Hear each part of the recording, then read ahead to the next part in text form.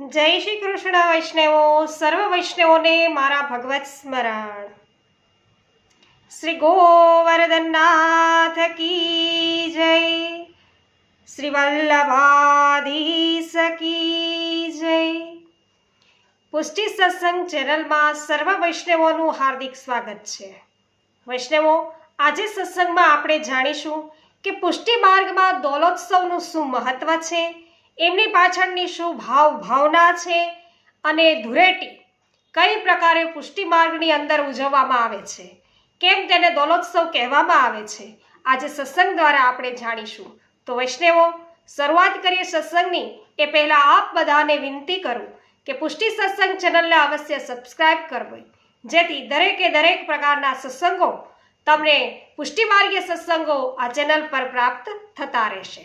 અને હા, વિડીયોની અંદર આનંદ આવે, સત્સંગમાં આનંદ આવે તો અવશ્ય વિડીયોને લાઈક, કમેન્ટ અને શેર કરવાનું ભૂલશો નહીં, જેથી દરેક વૈષ્ણવોને સત્સંગનો લાભ પ્રાપ્ત થાય. તો વૈષ્ણવો, આ તો મહામહોત્સવ એટલે કે દોલોત્સવ, ધૂળેટીનો દિવસ છે. તો પુષ્ટિ માર્ગ દોલોત્સવનો અર્થ, પુષ્ટિ માર્ગમાં ધૂળેટીનો ભાવ અને આ પ્રભુની હોળી ખેલ લીલા, એના વિશે આપણે શરૂઆત કરીએ જાણવાની. તો તિથિ છે ફાગણ સુદ અને પૂનમ. દોલોત્સવ મહામહોત્સવ કહેવાય છે અને શ્રી ચંદ્રાવલીજીની સેવાનો આ મુખ્ય ઉત્સવ છે. શ્રી હરિરાય મહાપ્રભુજી છે, એમના કહેવા અનુસાર, દોલોત્સવ ભાવના અનુસાર આ ઉત્સવ અત્યંત આપ શ્રી કહી રહ્યા છે કે ગોપનીય લીલા છે પ્રભુની. તો દોલોત્સવનો ભાવ શું છે? તો કે દોલ એટલે કે હિંડોળા, ઝૂલો. તો ડોલનો અર્થ હિંડોળો, ઝૂલો, જે વેલ, લતા, પતા, ફૂલો, પાંદડાથી બનેલો હોય એ ઝૂલો, કે જેમાં પ્રભુ છે એ ઝૂલે છે. અને આ બધી સામગ્રીને પ્રભુ છે એ ડોલ રૂપે અંગીકાર કરી અને પ્રભુ છે ખરેખર તો ભક્તોના હૃદયની અંદર ઝૂલે છે. તો શ્રી કૃષ્ણ દોલોત્સવ લીલા, જેમાં ગોકુળમાં નંદાલયની અંદર યશોદા મૈયા છે એ અગ્નિકુમારિકાઓની સહાય લઈ અને આ દોલનું નિર્માણ કરે છે. અને સાથે સાથે રાધાજી છે, રાધા રાણી, એને પણ આપની સખીઓ શ્રી ચંદ્રાવલીજી અને લલિતાજીની સાથે સાથે યશોદાજી છે આમંત્રિત કરે છે. અને પછી યશોદા મૈયા રાધાજીને એમ કહે છે કે પ્રભુને દોલ ઝુલાવું, એવી આજ્ઞા છે એ યશોદા મૈયા રાધા રાણીને કરે છે. અને રાધાજી નંદાલયમાં હોવાથી એનો બાહ્ય ભાવ છે એ બાહ્યથી તેઓ બાલ ભાવ અને આંતરિક માધુર્ય ભાવથી છે એ પ્રભુને ડોલ ઝુલાવે છે. અને બધી સખીઓ રાધાજી સાથે પ્રભુને છે એ ભારે ખેલ ખેલાવે છે. તો એકબીજા ખૂબ જ છે એ ખેલ છે એ ખેલે છે. સખીઓ રાધાજી સાથે આમ પ્રભુને ડોલ ઝુલાવે, પૂર્ણ પરિવાર પણ સાથે મળીને હોળી ખેલે છે અને બધા વ્રજવાસીઓ પણ દર્શન કરી અને હોળી ખેલે છે. શ્રી વૃષભાણજી છે અને શ્રી કીર્તિજી છે એ પણ પ્રભુ શ્રી કૃષ્ણને પોતાને ત્યાં આમંત્રિત કરે છે અને પોતાના જમાઈ છે એને આમંત્રિત કરી વિવિધ પ્રકારની સામગ્રીઓ છે પ્રભુને આરોગાવે છે અને પછી ગુલાલ અબીર છાંટીને હોળી ખેલાવે છે.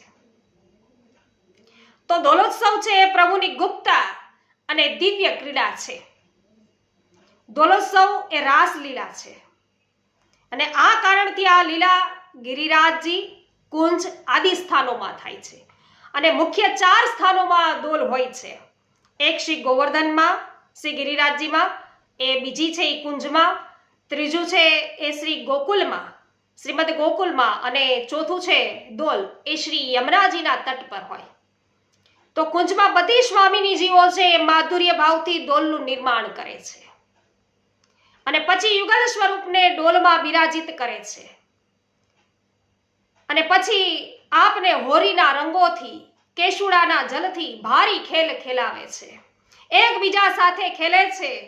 આ ચંદ્રાવલીજીની સેવાનો ક્રમ છે. અને ડોલ છે વૈષ્ણવો, આ 40 દિવસ હોરી જે ખેલ છે એ થયો, એ 40 દિવસોમાં આ ખેલનો ઉત્તમ ઉત્સવ છે આ 40મા દિવસે, અને જેથી આ મહા મહોત્સવ કહેવામાં આવે છે.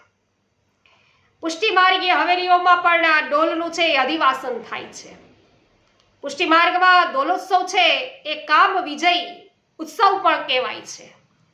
કામ ઉપર પ્રભુએ વિજય મેળવ્યો એટલે કામ વિજય પણ કહેવામાં આવે છે આ ઉત્સવને. વસંત પંચમી પર કામદેવ છે એમનું પ્રાદુર્ભાવ થયો અને કહેવાય છે વૈષ્ણવો કે તેમણે આપણા પ્રભુ શ્રી કૃષ્ણને પોતાના અર્થાત કે કામના વશમાં કરવાની છે ઠાઈની. કામદેવે કે પ્રભુને મારા વશમાં કરી લઉં, કામના વશમાં કરું. અને અબીલ, ગુલાલ, ચોવા, ચંદન, અર્ગજા વગેરે સુગંધિત જે સાધનો છે અને રંગો છે એ પણ કામ ઉદ્દીપક માનવામાં આવે છે. તો કામ ઉદ્દીપન સાધનો એ માનવામાં આવે અને દરરોજ છે એ તેના ઉપયોગથી દરરોજે આ બધા જ છે અબીર, ગુલાલ, ચોવા, ચંદન, અર્ગજા વગેરે એના દરરોજ ઉપયોગથી પ્રભુ છે એ કામના વશમાં થશે એવું કામદેવને ભ્રમ હતો વૈષ્ણવો. એવું એને લાગ્યું. અને આ ઉપરાંત સ્ત્રી વેશ છે એ પણ એ પોતે પહેર્યા કામદેવે. તો સ્ત્રી વેશ પહેરીને પણ કામદેવે પ્રભુને કામના વશમાં કરવાની છે એ કુચેષ્ટા કરી. પરંતુ શ્રી કૃષ્ણને કાંઈ એમનેમ યોગેશ્વર કહેવાય છે? તો કેટલાક વાદીઓ વૈષ્ણવો આ સમય દરમિયાન 40 દિવસો દરમિયાન છે એ અલગ પ્રકારના વાદીઓ પણ વગાડવામાં આવે છે. તો એના ધ્વનિ છે એ પણ કામોદ્દીપક છે માનવામાં આવે છે. હવે દાખલા તરીકે ઢપ છે, ઢોલ છે વગેરે વાજિંત્રો વગાડીને રશિયા એટલે ઊભા પણ રશિયા હોય, બેઠા પણ રશિયા હોય તો રશિયા ધમાર અને અમર્યાદિત ગાળો છે એ ગાય અને પ્રભુને છે એ ભોગી સિદ્ધ કરવાનો નિરર્થક પ્રયાસ છે આ કામદેવે કર્યો. અને અંતે 40 દિવસના નિરર્થક પ્રયાસ પછી કામદેવે પ્રભુ પાસે ક્ષમા માંગી કે પ્રભુ આપ જીત્યા ને હું આવ્યો. કામદેવ કે મારું તો કઈ ચાલ્યું નહીં આપની પાસે. તો કઈ કામદેવ છે પ્રભુને વશ કરી શક્યા નહીં. અને ત્યારે યોગેશ્વર પ્રભુ શ્રી કૃષ્ણે આ દોલોત્સવના રૂપમાં કામ વિજય ઉત્સવ છે મનાવ્યો છે. અને આજે સૌથી વધુ ગુલાલ છે એ કામ વિજય પર વિજયના દિવસ પર છે એ ભારે ઉડાડવામાં આવે છે. તો વૈષ્ણવ આ ભાવના છે આપણે દોલોત્સવની. તો મને તો ખૂબ જ આનંદ થયો વૈષ્ણવ. આ દોલોત્સવ ધૂળેટીનો ઉત્સવ છે આપણા પુષ્ટિ માર્ગની અંદર કયા ભાવનાથી આપણે બધા મનાવી રહ્યા છીએ જાણીને. તો આપ સર્વને પણ અવશ્ય આજે આનંદ થયો હશે. મહા મહોત્સવનો દિવસ છે. તો અવશ્ય વિડીયોને લાઈક, કમેન્ટ અને શેર કરવાનું ભૂલશો નહીં, જેથી દરેક વૈષ્ણવો પણ આ પાછળની ભાવના છે એ જાણી શકે. આજે સર્વને મારા જય શ્રી કૃષ્ણ. બોલો શ્રી વલ્લભાધીશ કી જય. હોરી કે રસિયા કી જય. વૃષભાન કે જમાઈ કી જય.